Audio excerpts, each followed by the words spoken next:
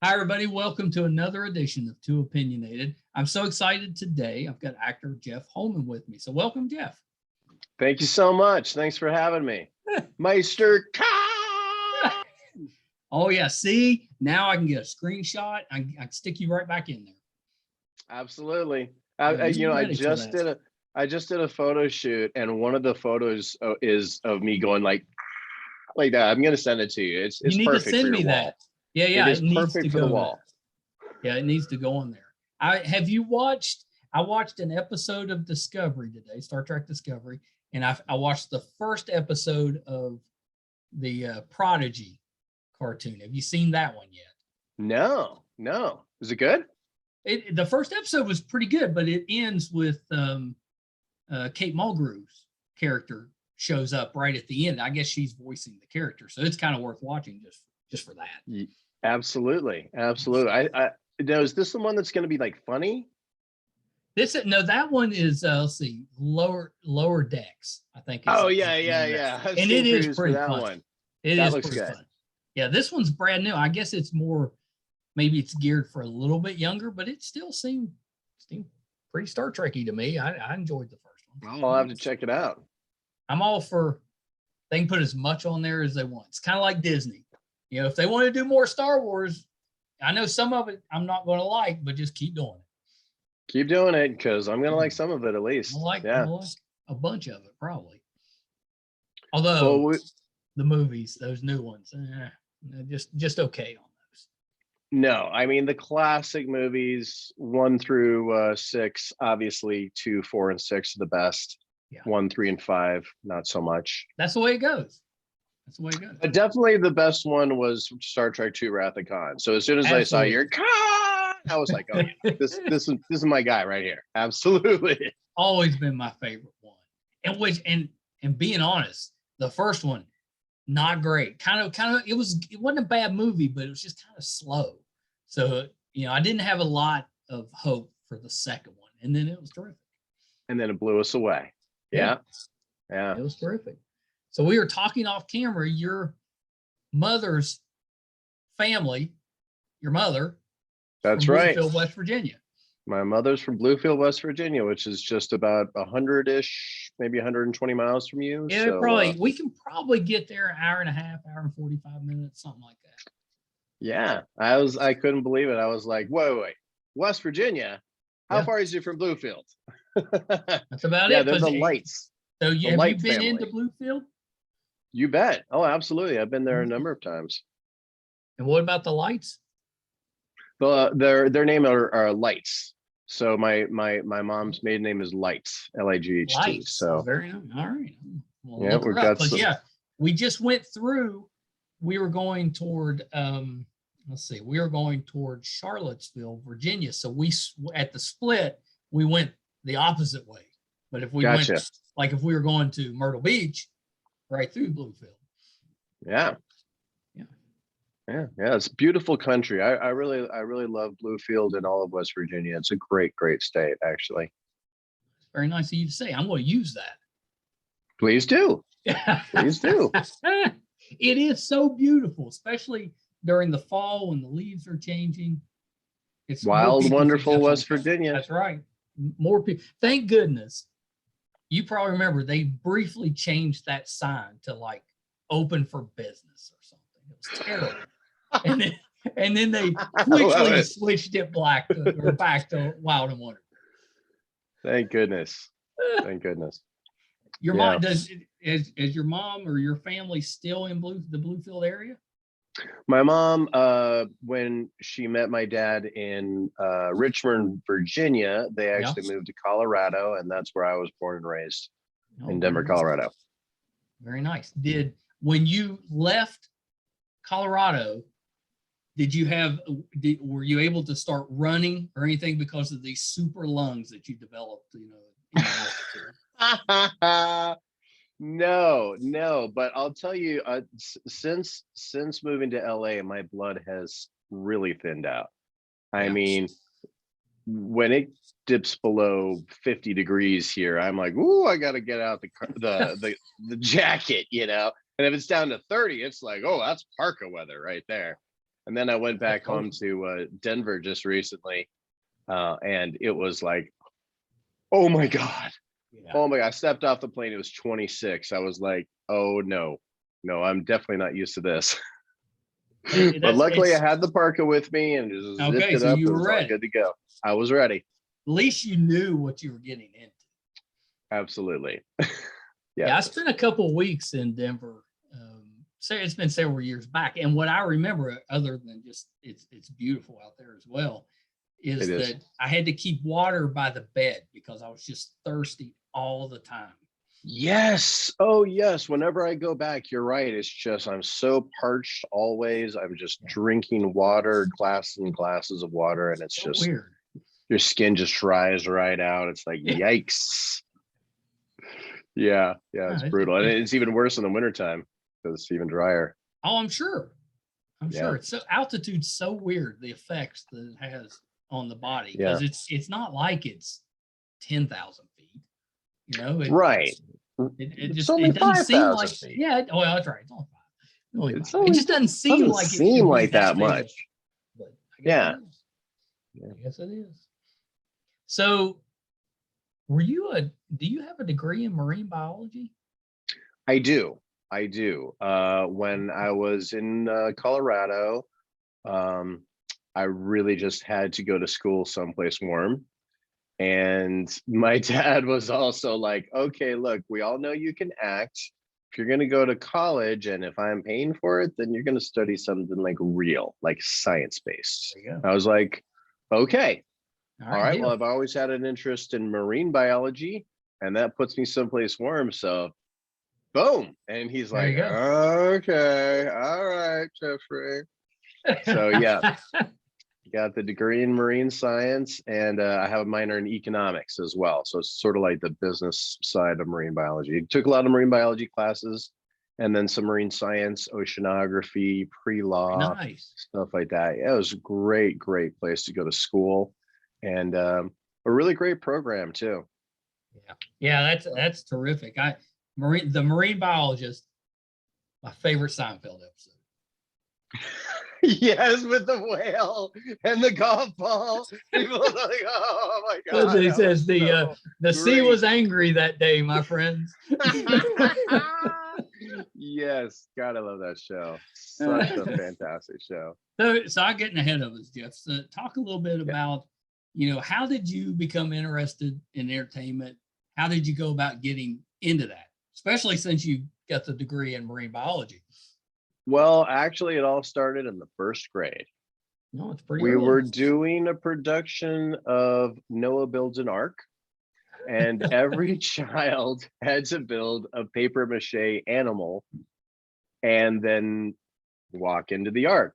And although I've always been into arts, not so much the crafts. So I was like, is there anyone who doesn't have to build a paper mache animal? And they said, yes, Noah. I'm like, I'm Noah. That'd be me. The one caveat was that I had to sing a song in front of the entire school and all the parents. And I'm not a singer, right? So I'm like, that's okay. I'll do it. I will muscle through. Just as long as I don't have to paper mache, I'm good. Yeah. And I thought I was going to be completely terrified. But something happened when I went out there and started singing my little song. This spark just ignited inside me, and I knew right then and there that's what I should be doing. That's what I want to do with the rest of my life. So I just started doing it in like school, and yeah. And I tried learning about other subjects, but just nothing got me as fired up as acting. And even after studying marine biology for 4 years and graduating with the degrees and stuff, I came home and I was like, okay, let's get back to that acting thing.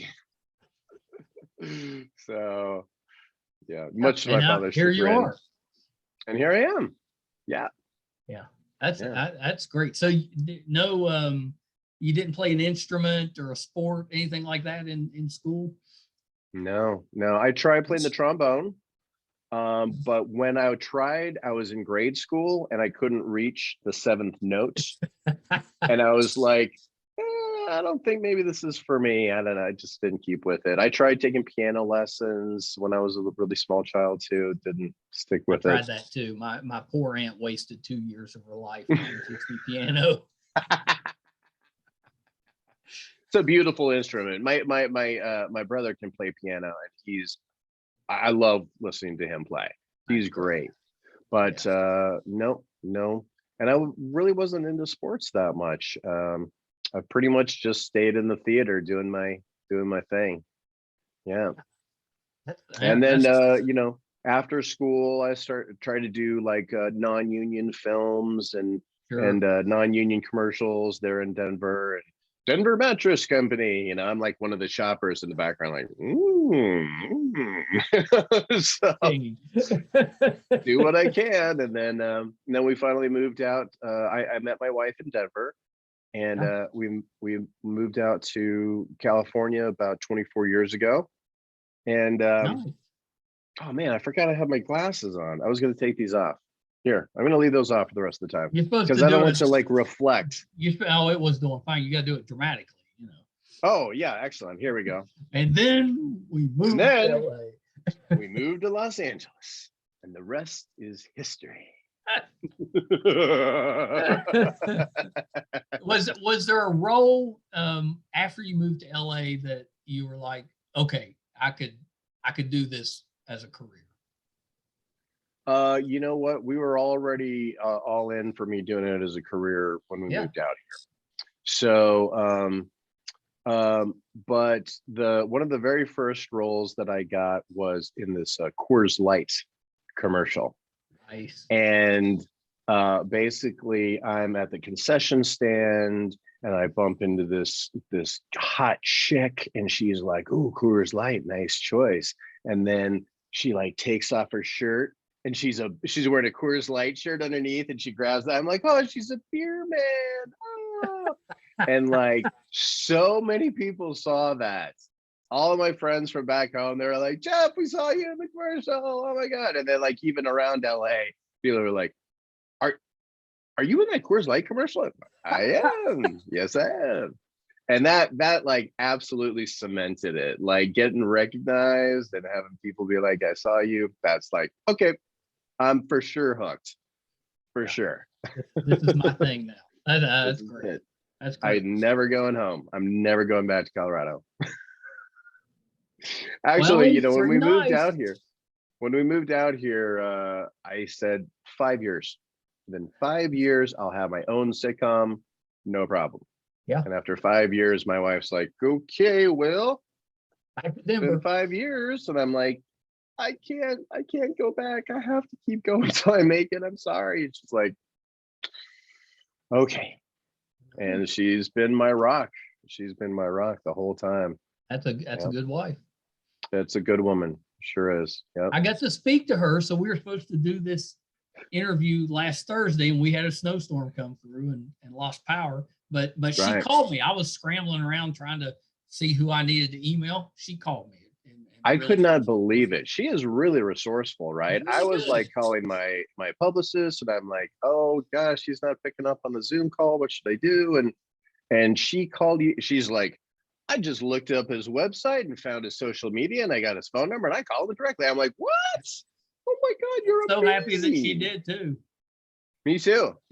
Yeah, and you and I got on the phone. It's like, "Oh yeah, we'll do it Monday." So it worked out great. Yeah, but she is so smart and so good.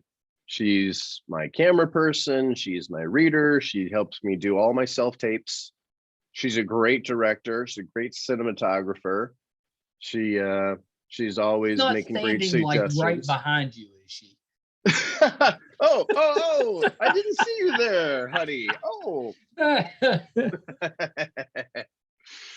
that's terrific. She's so great. That's there's nothing better than having that support at home. You're especially when you're correct. in a difficult field. You need that. Yeah. Yes, I completely agree. It's so, and there's a lot of rejection. Everyone knows that. A lot of trying and you just never hear back or whatever. And so yeah, it's really helped having her as my rock.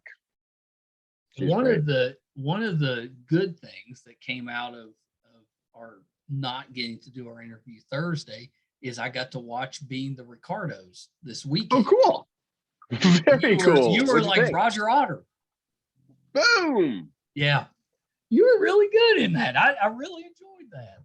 Thank you for saying that. I really appreciate that. Thank you. And I mean, although to me, that could have been stressful. It's not like you didn't have scenes with all the stars from the movie. You know, Absolutely. there was a bunch of them. Oh yeah. Yeah, they're all there. Yeah, every one of my lines practically is with either Javier or Nicole. Yeah. But they were super cool though. I expect to be completely intimidated. I mean, Oscar winners, but they were both so nice. I mean, they came in just introducing themselves. I was trying to be really respectful with Javier Bardem because, you know, he's Latin and stuff. And, you know, that this is respect is especially important, you know. And I was like, oh, it's nice to meet you, Mr. Bardem. And he's like, oh, you know, call me Javi. Call me Javi. You can call me. I was like, really? Okay, because my dad told you to call you Mr. Bardem, and he's like, oh, no, tell your dad it's okay. You can call me Javi. I was like, oh, and he is so nice too. He's just like this super cool guy that you just want to like shoot the shit with, buy a beer, hang out with. Great guy. And Nicole just makes me like super him better. genuine. Oh yeah, absolutely. And Nicole is the same way, just super nice. I talked to her about just regular stuff in between takes and when we were rehearsing, and she had no problem. I never felt like less than or I always felt like equal to both of them as a person and as an actor. You know, sometimes those big stars can make you kind of feel like not so nice, you know, but not these guys. Super nice. I've gotten to talk to a few people that's worked with Nicole before, and they said she's one of those actresses that just on a dime can turn it on. You know, absolutely. Like, you know, just be like hanging out, talking about whatever, and then just turn around and boom. Yep. Yeah, she is. She's that good. She can turn it on and off. She's definitely not one of those people who's like, oh wait, I'm in my method and I'm gonna stay in the character the whole time. It's like, no. We're regular people, and then we act. You know. You didn't she was really stay cool. As Roger the whole time. Yeah. No. I did do a lot of research on that role, though. I researched not only the I Love Lucy show, but also the Philip Morris Company and Lucille Ball herself. She was actually a Chesterfield girl in New York. She sold the cigarettes from the tray with the ribbon around her neck, you know? Yeah. And so she smoked Chesterfields pretty much all her life. And there's even a scene in I think you saw it, where I'm pleading with her, please, can't you smoke one of our cigarettes? We make 7 brands. You know, we love that. Interestingly enough, Philip Morris has since acquired Chesterfields. So they now do own them as well. Yeah, there you go. There you go. You may have had something to do with that. Who knows? I think Roger Otter definitely has something to do with it. But yeah, it was a really good movie. I thought very kind of nuanced, and you know, all of the stuff that was happening, it was just in that 1 week, but it was all kind of happening outside of the show. Yeah, I completely agree with you. I really love the way Aaron put this, with the way he wrote it, the way he filmed it, and the way he put it together. Is just you've got all of, like you're saying, the intricacies of putting on a show from Monday taping to Friday, or from Monday read to Friday taping, and everything that goes with that, the blocking and dealing with the other actors and dealing with a director, the rounding, you know, the round robin of directors that come through, and then in addition to that, having the other major issues that that she's facing and that they're facing together. It's just, I love the way he wove everything together and made it almost like a symphony. Yeah. I completely. Of course, he always does. That's true. You're right. Yeah, he does. He's so good. It was so interesting because now when you look back at the stress that they were having for that week, it's a little ridiculous. Oh yeah. You know, It's pretty incredible, right? Yeah. I mean, the pregnancy things, I don't want to give away too much, but the pregnancy thing she was going to, of just showing on television, and they were playing a married couple, but they didn't want to show that she was pregnant on television. It's just, you're looking at what in the world? You're like, what? Yeah, it's so bizarre. When I read that, I was like, what's the big deal? They can't show, and then it's like, oh, so yeah. Before that time, there was never a pregnant woman on television. It was considered like uncouth or something. Yeah. And you couldn't even say the word pregnancy. And actually, that held true.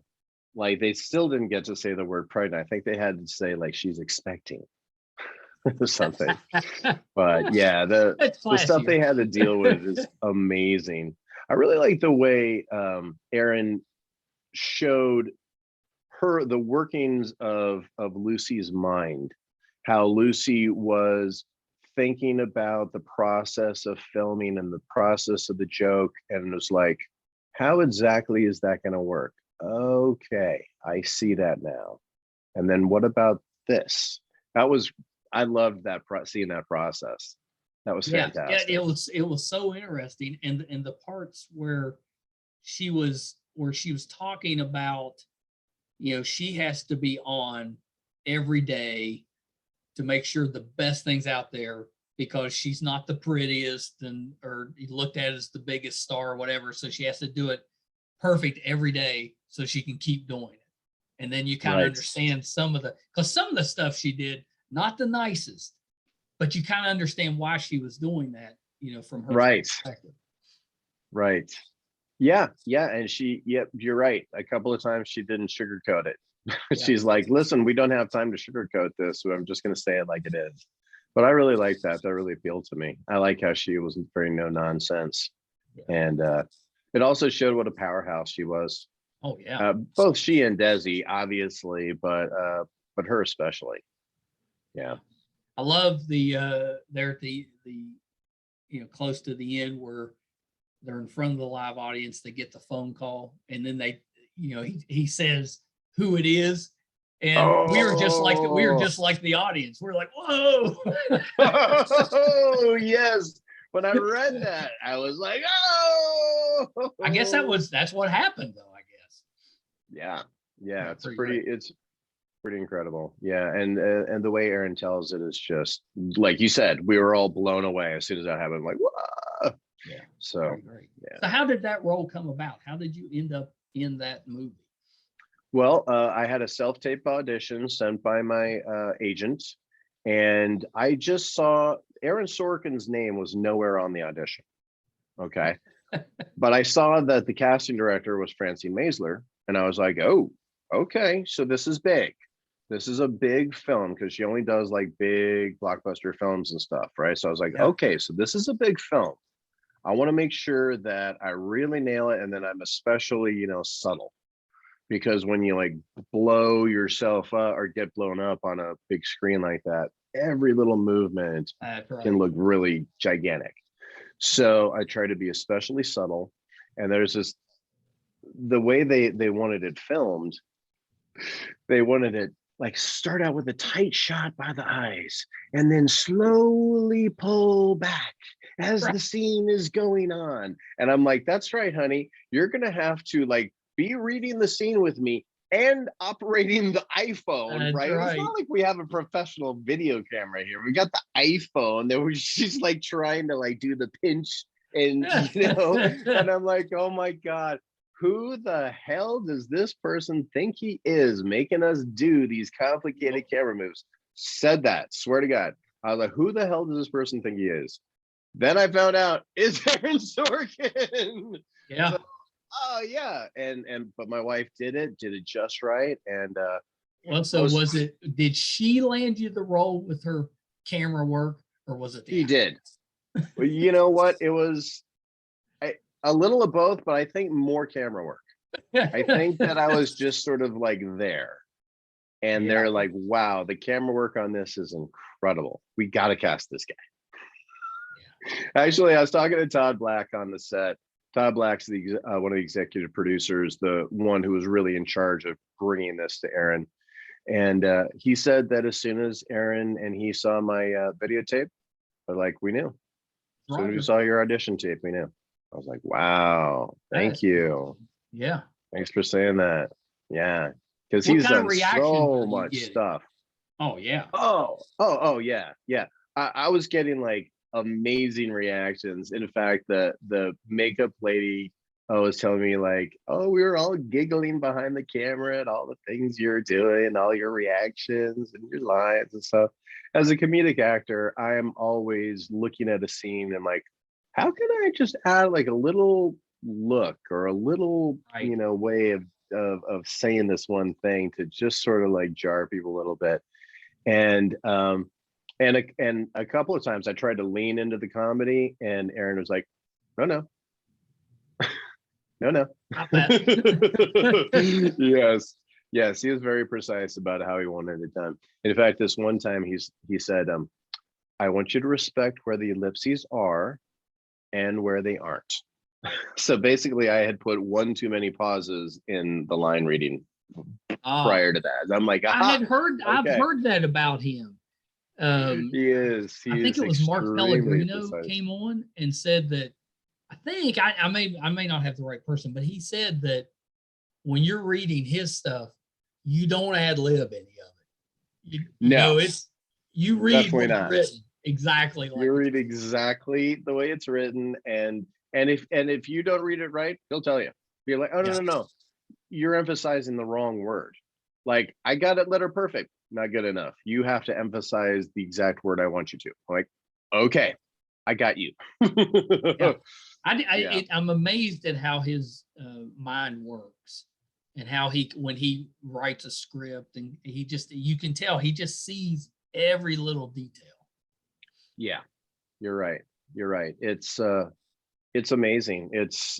I absolutely loved working with him. It was, and I was like, I made damn sure I was on my A game. I had my lines memorized, frontward, backwards, upside down, and every comma, every ellipses, and glad I did too. Yeah, because he helped me do it. How long were you on set?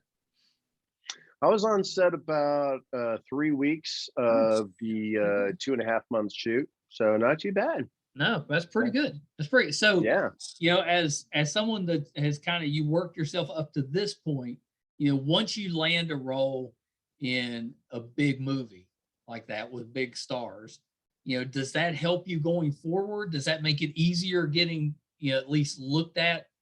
Definitely. Definitely. Yeah, he definitely has raised my station in the business by casting me in this role, because he's basically said, like, I've vetted this guy and he's good enough for me. So everyone else is going to be like, he's good enough for Aaron Sorkin. Right. He's definitely good enough for me. So yeah, and plus everyone in that movie is a name. Like every single person who has more than 5 lines as either Academy Award winner or Tony Award winner, or they've been series regular on multiple series. And then there's me. So yeah, I think that Aaron definitely sort of raised my station in the business by casting me in this, for sure. That's so great. I think it's going to be a lot easier to get stuff now. That and Yellowjackets too, which I'm sure we'll talk about later. But both of those things are both just like really top of mind of everyone, and then they're seeing like, oh, wait a second, I just saw that guy's name over here. Oh, I just saw his name over here. So it's Yellowjackets. It's really gaining momentum. It really is, isn't it? Have you seen it? I'm just starting to watch it. Like, we watched the first episode this weekend and loved it. But that's the only one we watched it for. But the reason I started watching it was because, I saw when it came out and I was like, that looks interesting. I'll check that out at some point. But then I just kept hearing more and more about it, and I'm like, I gotta watch it. Yep, you're right. Yeah, the buzz that has built up around it's huge, and I think it's mostly because it's just such a good show. Are It's you the so great. Yellowjacket? I am not the Yellowjacket. But but I do have a tattoo of my character does have a tattoo of a yellow Very jacket nice.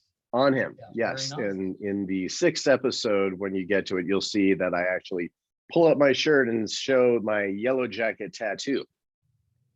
So the Yellowjackets, that was the high school team, right? Is that the? That's right. That's right. Yeah, it's about a team of high school soccer players who are on their way to state championships, and they're the unlucky survivors of a plane crash in the northern remote wilderness is the log line. So it's a really fascinating plot.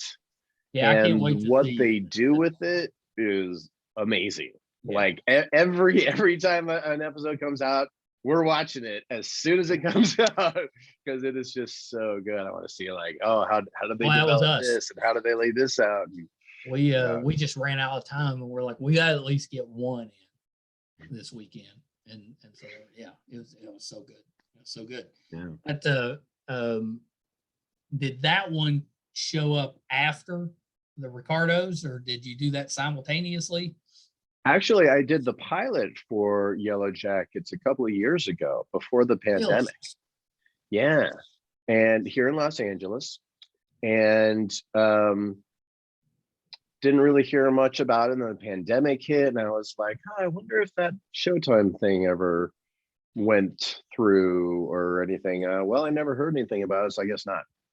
And the Showtime show is the kind of thing where they don't just like do the pilot and then like you found out, oh, I'm in the show, and then like you go to the tape. But they film the whole thing and then they start showing it on TV. So I wasn't even sure. I was like, I don't know, like maybe it got picked up, maybe it didn't. I don't know. I was wondering about that because if they only filmed a little of it and you're dealing with younger actors and then it's a couple years later, I mean, you change a lot during those years. You do. Yeah. So you got to get their scenes in now while they're young.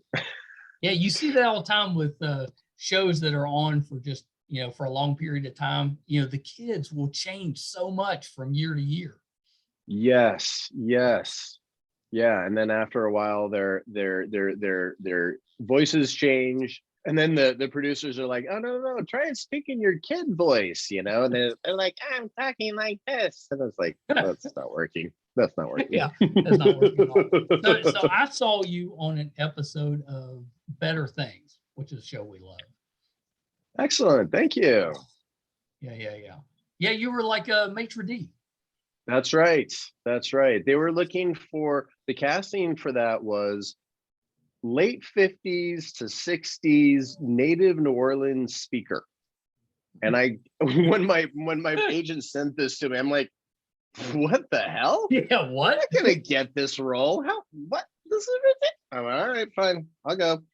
So the way they did this audition was you didn't get the script ahead of time. You had to go there, sign in, and then they give you the script. So it's like a cold reading. Yeah. But the great thing is I've taken casting director workshops for decades, and that was all cold reading. So I got awesome at cold reading. I can memorize really quickly. So it was like 4 pages of basically like monologue practically. And I was completely off book within like 45 minutes. Right. So anyway, the night before I had tried to prepare a New Orleans accent, and I found out there's like 7 main ones. And so I'm like, oh God. So I tried my best to do like the top 3. And then when I got my sides, I was like, so which accent are you going for? They're like Uptown Garden District. I'm like, no problem. I got it. So I go in there and I'm completely off book and I do my thing. And the casting assistant was actually from New Orleans. And they're like, okay, I hear what you're doing with the accent and it sounds Charleston. Okay. So what you need to do is rock it back into the back of your jaw and then it'll be more New Orleans. Let's try it again. So I'm like, okay. So I did it again and she's like, okay, I think you got it there. And I was like, okay, great. So then I'm leaving, and as I'm leaving, I see this guy who I've seen at so many auditions, and he always books it over me, right? And I saw him, and he's got this natural Southern accent, and he says, I said, "Hey, where you living now?" He's like, "Oh, I'm living in New Orleans." I'm like, "Okay, that's your role. Just go book it." I'm going to stop thinking about it. Forget Step it, out of the way. because for sure it's his role. And then I could have been knocked over by a feather when my agent called up and was like, "You booked the role." I was like, "What? No way, no way." So I didn't want to like half-ass the accent. So I started calling up dialect coaches, and like everyone's like, "Never heard of that accent," or "I know that accent, but I don't teach it. Try this person, try this person." I ended up with a linguist, like a guy with a degree in linguistics, right? And he taught me how to hold my mouth and my tongue so that everything I said comes out in that accent. Oh, it's hilarious. I couldn't believe it. Now, normally when you learn an accent, they're like, "Okay, here's how you say this word, and here's how you say the next word, and here's how you say the next word. Now put it all together and then memorize that." This guy was like, "Just hold your tongue this certain way and your mouth this certain way, and everything you say will come out like that." And he was right. He was right. I couldn't believe it. So then on the day of the filming, the stunt coordinator comes up to me and he's like, "So where in the South are you from?" I'm like, "Oh no, I'm born and raised in Colorado." He's like, "No way." He's like, "I'm from Memphis, Tennessee, and I would swear that you're from New Orleans." I was like, Oh, boom. that's a great All I compliment. needed to hear. That's all I needed to hear. So I know it worked. I know, and I've had New Orleans speakers see that and be like, "Good job with the accent." Yeah. I'm like, "All right." So That's yeah, next time I need an accent, I'm You're gonna go to there. that guy for sure. Yeah. It's a shame that Treme went off the air. You could have had a whole. They might have given you a Right? role. And then they had that CSI New Orleans, Oh, that's and right. that went off the air. Yep. So yeah, like as soon as some New Orleans castings around, I'm a you're shoe ready. in. Did you do an episode of Parks and Rec? I sure did. I sure thought you did. did. I didn't have a chance to check it, but I was like, I'm pretty sure. That's right. That's right. It's called The Smallest Park. Another interesting story on that one. I was hired for one line, one scene, one day, one line co-star role. Yeah. And it was basically, and the line was just like, yeah, I have a question. Like that was it. Like it was like so innocuous, right? But I was saying the line to Amy Poehler. And so during one of the takes, Amy starts improvising with me. She does improvisation. So right. Yeah. So and I'm like, "Oh, I'm all about improv, no problem." So I just like kept improvising with her, and we like kept it going back and forth for like 5-6 minutes. And then finally the director goes, "Okay, cut," and like the whole cast and crew busts up laughing. And then the director, who by the way was Academy Award nominee Nicole Holofcener, nominated for Enough Said. Yeah. And she came over to me and she's like, "We're gonna give you some more lines." And I was like, "Awesome!" Right. And so that one line co-star turned into a 9-line guest star. Nice. And everything was with Amy, and it was just like great experience. Loved that one. Perfect. I was pretty. That's just one of those. It's been a long time since I've seen them. I'm like, I'm pretty sure. You're 100% correct, sir. Yeah. That's pretty good. And of course, I saw you are the Meisterkhan. The Meisterkhan. Sorry, I can't get enough of that. You're giving me some good. You're giving me some good promotional material. Excellent. So I did see you on Silicon Valley, and so we play this game. So when I have a guest on, I go around to the kids and my wife, and I'm like, "Where have you seen this person before?" So I knew you were on Silicon Valley, but my wife says, that you were on Jane the Virgin. That's right. That's right. Jane the Virgin, another great production. Gina Rodriguez, I believe, was the star of that, and she actually directed the episode that I did. Oh wow! Super nice gal, super nice, super professional, and was a great director. In fact, I thought that she was one of the 3 best female directors I've had. Those being Nicole Holofcener and Debbie Allen with Grey's Anatomy. Pretty good. That's pretty. Debbie Allen, right? Pretty good company. Debbie Allen. She didn't mess around. That's right. You want to become famous? Well, this is where you start paying in sweat, right? Yeah. Right? Yeah. She was on that Fame show. Oh man, I love. She was great on Fame. She was amazing. Yeah. Yeah. When I was doing the audition for that Grey's Anatomy, I was once again I was trying to like think of the perfect little button to put on the end, and my line was that, you know, oh, they gave you John duty. And then I was like, I had this great idea to just like in the middle of the laugh, just like go to sleep. And so I'm like, and Debbie Allen goes, oh, the competition is heating up in here. So when I did the audition, so I was like, okay, this is cool. This is cool. Yeah, she was great to work with. Super nice. Terrific. Did you get to work with, I know you did the Crazy Ones. Did you get to work with Robin? I sure did. Gosh, he was so nice. He was so genuine. Yeah. I expect him to be like that wild and crazy guy, kind of, you know, like, I know that's Steve Martin, but still, I expect him to be like that out there thing. Oh, yeah. And he was so quiet and measured.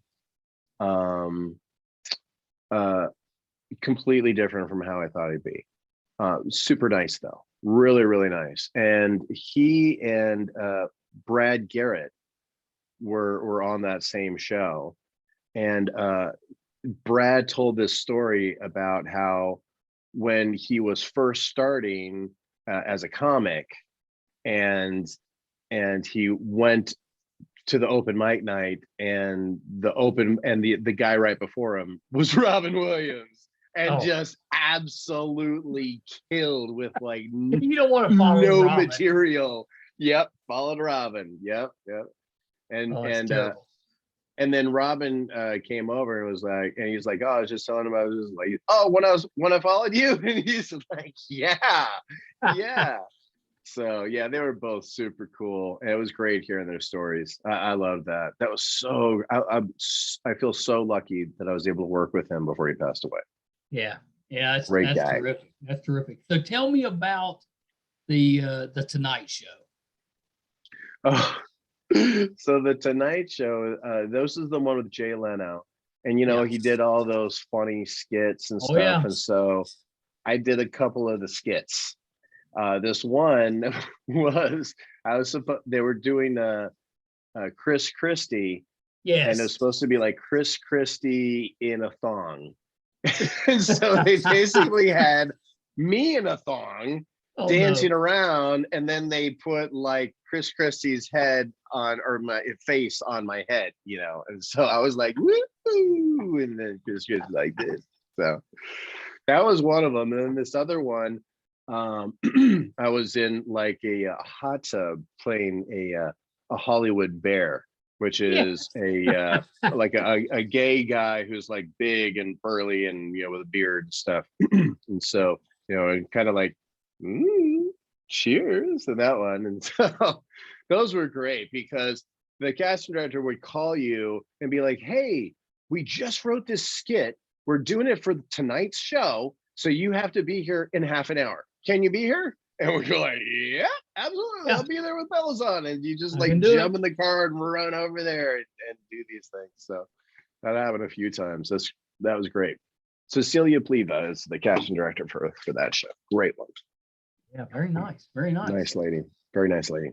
Yeah. Well, Jeff, this has been just the best. You have to come back. Oh, absolutely. Are we done already? That's it? Oh man, I thought we were gonna go for like a couple hours or We something. could, we could go all night, but I don't know if anybody would watch or not. They might because you're on it. They'd be like, Oh, that's nice. this That's Meister nice. guy, we got to get him off there. Absolutely not. You are the Meisterkhan. And I love So the origin of I, your name with not only the con, I've but got it. So just a quick Meisterburger. story for you. Yes. So when I was growing up, there was a group of us guys that would get together and we would battle for the right to call ourselves the Meister. That was the big thing. So Okay. I won the name or the title on a dunking contest on an 8-foot basketball rim and kept it ever Wow. since. Yeah. Congratulations. When you win it in that fashion, you keep it. Absolutely. Yeah. That makes perfect sense. I kept it. Of Well, course, thank you you know how so much for having me on. This has been a blast. it's been so much fun. It's so much fun. Before I let you go, though, Yes, sir. is there anything upcoming? I mean, you're doing a lot that's out right now, but is anything upcoming that we can kind of keep an eye out for? Yes, in this, I think in this quarter, HBO Max is going to have a show called Minx, and I'm going to be appearing on that show as well. Yeah. Oh, that's terrific. That's at HBO Max. You're showing up on some big things. Yeah, they're going to be concurrently on Showtime, Amazon, and HBO Max. I can handle that. Yeah. Works for me. Yeah. That's pretty darn good. Last thing before you go, where can we find you on social media? You can find me at Instagram at Jeff Holman Official. Yeah, pretty easy. I can't get into Twitter. I'm sorry. I've tried so hard. My wife loves Twitter. Everyone loves Twitter. I can't get into it. Sorry. What about when Facebook and Instagram went down? Then did you try Twitter? I didn't. I was like, yay, social media is done. I can actually go out and enjoy the sunshine. Oh man, I'm not a social media maven. I'm like the opposite. So the older you are, the harder it gets. I completely agree with you 100%. So I'm just concentrating on Instagram now. Yeah, well, that's the best one, I think you're right. Yeah. Thanks. Well, thank you so much. Thanks for this interview. This was a blast. Yeah, thank you. Okay, hold on one second. All right, so that was the talented Jeff Holman. That was so much fun. If you haven't seen Being the Ricardos, he's so good in it, and he says he gives away so much emotion just by the expressions on his face. It's the best, especially playing off of Nicole Kidman, who's Lucille Ball, and she's saying stuff and doing things that are a little outrageous, and he only has a few seconds every time they flip to him to kind of give you an idea of his reactions. He's so good at it. It's so good. And then when he actually speaks, I mean, he had us just cracking up. It's just really good. If you haven't seen it yet, Being the Ricardos on Amazon, really, really good. Everything I've seen him in, and we hit most of them.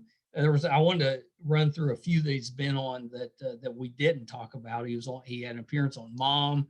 He was on Single Parents, Fresh Off the Boat, Raising Hope. He mentioned Grey's Anatomy, Wilfred, and Mad TV. So he's done a ton of comedy, and he is so good. And now I know we're going to be seeing so much more of him. I can't wait to see him in Yellowjackets, because that's another one that if you haven't watched yet. I've only seen the first episode, but it was really, really good. So check that out. If you haven't done so yet, we could definitely use your help with our YouTube channel, Meisterkhan Pod. If you could go there and subscribe, we really, really appreciate that.